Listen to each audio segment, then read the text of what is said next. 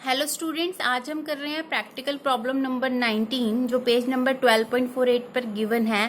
Book है TS Grewal की और प्रैक्टिकल प्रॉब्लम रिलेट करती है बैंक रिकंसिलिएशन स्टेटमेंट को। Prepare the bank reconciliation statement from the following particulars as on 31st March 2019 when the passbook show a debit balance of ₹2500। यहाँ passbook का debit balance दिया गया है। पासबुक के debit balance को हम ओवरड्राफ्ट या और अनफेवरेबल बैलेंस भी बोलते हैं।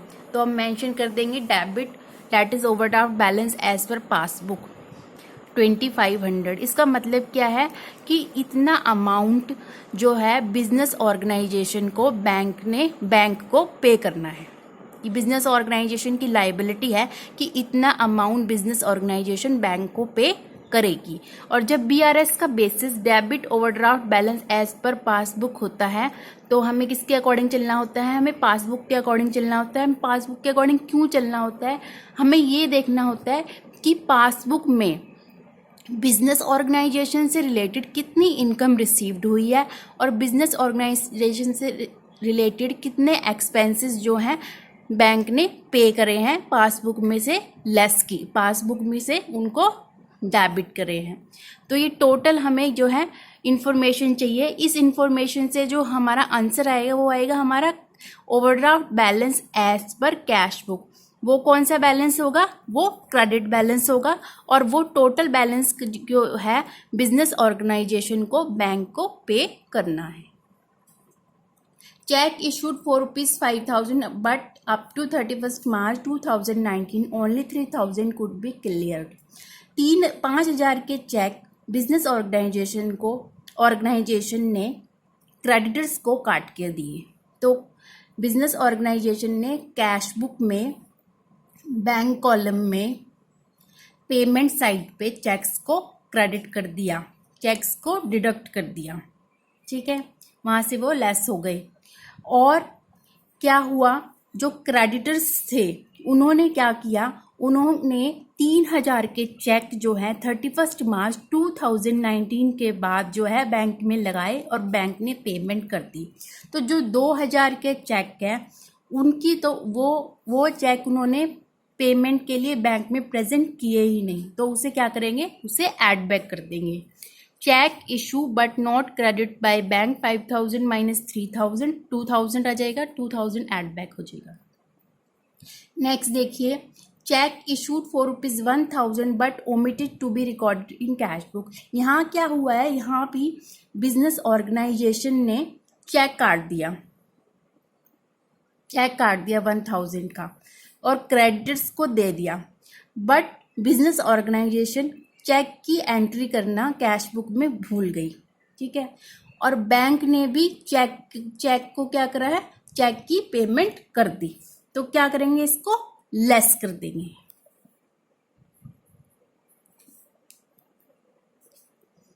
चेक इशूड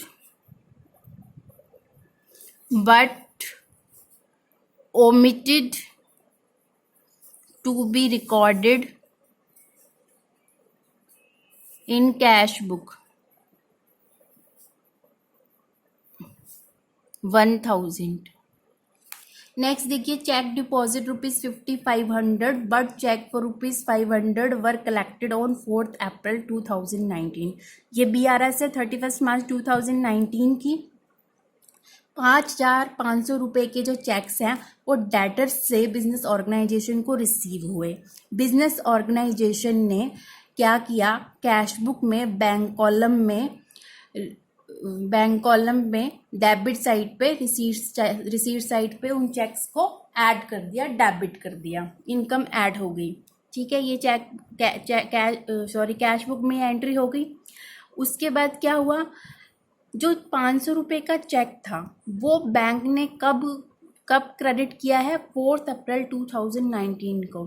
31st March 2019 तक 5,000 के जो चेक थे वो बैंक ने क्या करा, उन चेक को क्रेडिट कर दिया और 500 के चेक को बैंक ने क्रेडिट किया ही नहीं, तो हम इसे क्या करेंगे, लेस कर देंगे। चेक डिपॉजिटेड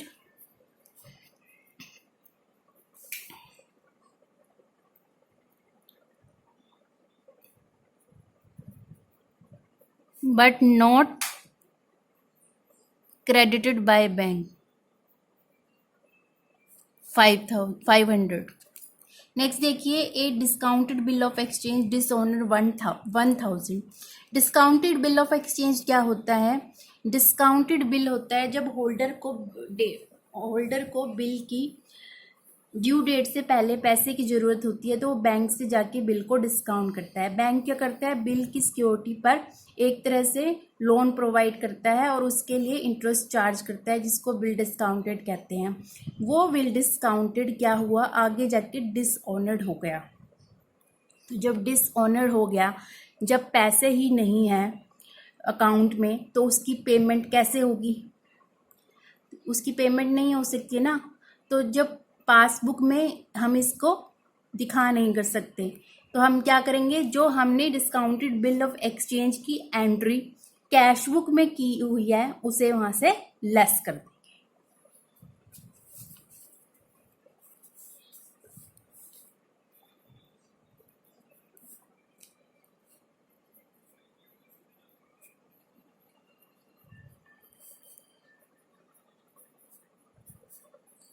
एक्सचेंज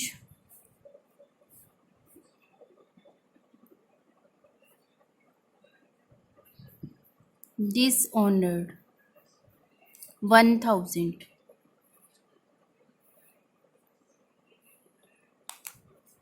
नेक्स्ट देखिए, एक cheque ₹500 debited in cash book but omitted to be bank.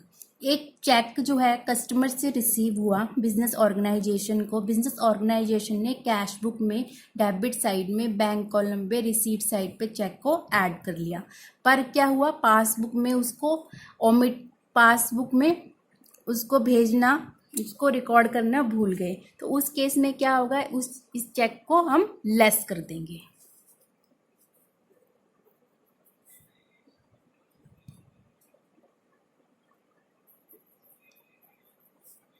Check debited but omitted to be banked।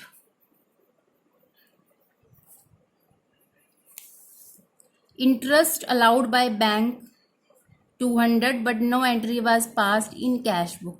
Interest allowed किया है बैंक ने किसी भी तरह की बिजनेस ऑर्गेनाइजेशन की इन्वेस्टमेंट पे इंटरेस्ट दिया, तो वो इनकम है, इसको हम ऐड कर देंगे।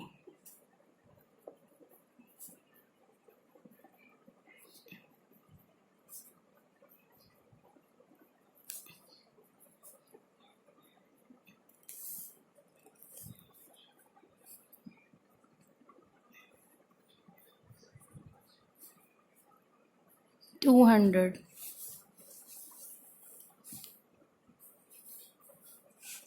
अब जो है माइनस ऐड कॉलम्स को टोटल लगा लेंगे। 2200, ये आ जाएगा 4700, माइनस का लगा लेंगे 3000, ये आएगा हमारा overdraft balance as per cash book credit. इसका मतलब क्या है? जो ये टोटल हमारा आया है अमाउंट, ये अमाउंट बिजनेस ऑर्गेनाइजेशन को बैंक ने पे करना है। ये बिजनेस ऑर्गेनाइजेशन की लाइबिलिटी है। और दूसरा रीज़न ये होता है कि जब overdraft balance as per passbook होता है तो हमारा आंसर आता है overdraft balance as per cash book. और जो पासबुक की डेबिट साइड की एंट्रीज होती है वो हमेशा टैली करती है कैश बुक की क्रेडिट साइड की एंट्री से, और पासबुक के क्रेडिट साइड की एंट्री हमेशा टैली करती है कैश बुक की डेबिट साइड की एंट्री से उल्टा होता है इसमें। आई होप आज की प्रैक्टिकल प्रॉब्लम आपको समझ में आई होगी। मिलेंगे नेक्स्ट वीडियो में। Thank you so much.